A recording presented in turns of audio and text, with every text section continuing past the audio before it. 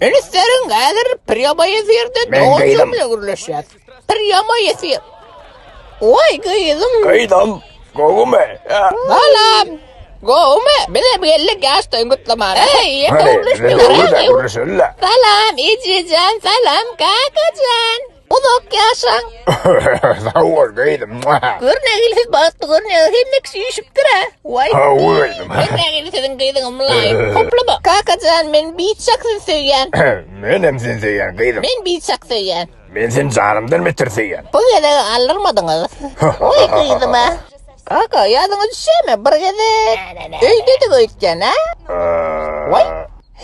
Sen ne için geldin? Özüm çağırdın ha bana. Vay men altıdan son geldiydim ha. Men nani bağışla. Dostum elle oturmana. Opşan biz bile aylanmana içecek oladık da.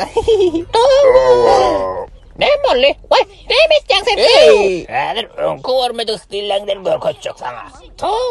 Oynadın ha oynadın. Hoş usta Yok. bela. Üçürün aktivi. Vay sen skrin ettik ha. Vay. Uğda. Yok bilen. Kutla ya. Şurada elinden bazı.